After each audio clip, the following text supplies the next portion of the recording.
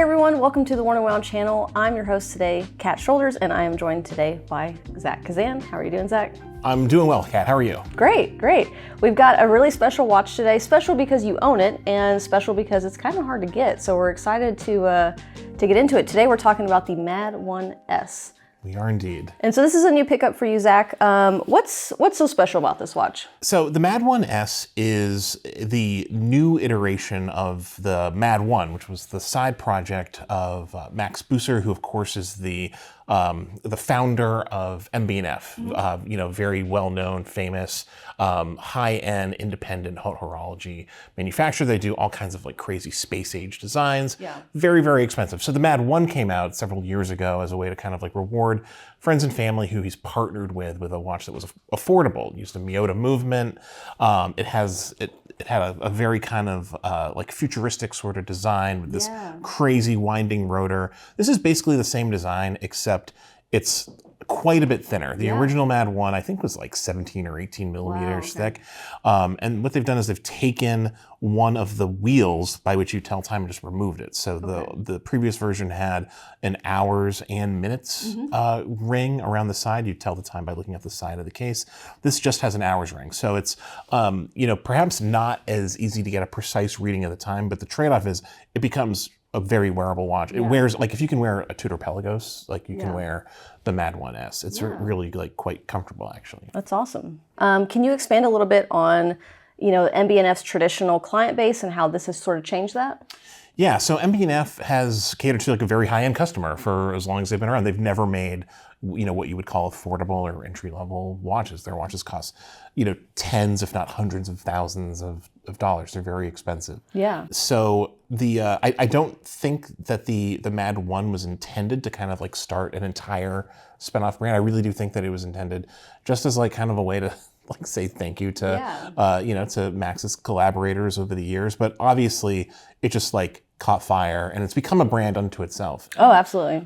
We had a meeting with MB&F last year in Geneva, and they told us that the Mad 1 watches have become a significant part of their overall revenue throughout the year. Great to hear. We've been told there's a Mad 2 at some point coming out, and obviously this is a refinement of the original idea. So it's cool. It's like it's a little brand unto itself that's part of the MB&F sort of like tradition in a way. Yeah, I love it. I'm all for making these sort of more complicated technical pieces more affordable and available to more people. Yeah. So how did you come about getting this one? So the Mad 1S was sold through a lottery system, basically.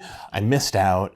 And then in our Boston Red Bar group, someone posted that they were selling theirs, that they won fair and square through the lottery system. And I just happened to see it at the right time and jumped on it, and very, very happy to own it. Yeah, it's great. So what's been your initial impressions after wearing it for a few weeks now? I really genuinely enjoy wearing it. It is kind of tricky to tell the time, but I find that when I put it on on a weekend or a day off or in the evening when I'm not so worried about the time, that to me is when to wear the watch. I kind of like this new category of I would call them almost like leisurely watches where you don't need to be so precise to the minute, but they're great for weekend wear or days off or things like that. Or if you have a job that you're not attending, 10 meetings a day with, it can be a good wear too. But there's a lot more that I've seen come on the scene where, you're kind of guesstimating the exact time. Yeah, and that's okay. I think there's more to a watch than its precision and its chronometry. It does have the movement in this watch is that's the other big change is it's a Le Joux Perret movement. So it is, even if you can't see it, it is telling accurate time. We've been assured, but it's not. I've learned over the years. I've just accepted that it's not essential at least for me to have something that is deadly accurate all the time. Totally. What I love so much about this piece is that you're still getting this watch in his huge collection of pieces that he does, but you're not being downgraded, even though the price is a lot lower and it's more affordable. You don't feel like you're getting something less than some of his higher end pieces, which is really cool. What are your just initial pros and cons from wearing it? Well, I mean, the like the big pro is just like it brings a smile to your face whenever you whenever you kind of look at it. It has this like kind of wild like spinning rotor, which is, if we can get it going here, just like it spins like crazy fast, and it's just a really fun like design piece.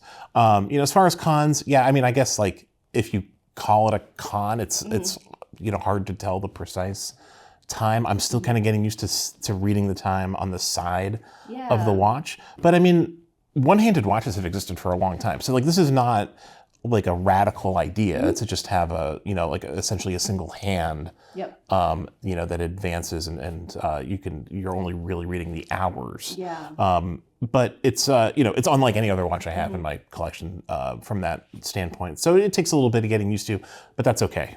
Yeah, I mean, I would say it would take me a long time to get used to reading it from the side, just because you're so used to just looking at the dial on your wrist. But it is so cool. It's such a statement piece. Well, awesome, Zach. Thanks for coming on, for talking a little bit about the Mad 1S. And if you like this video, be sure to like and subscribe, and we will see you next time.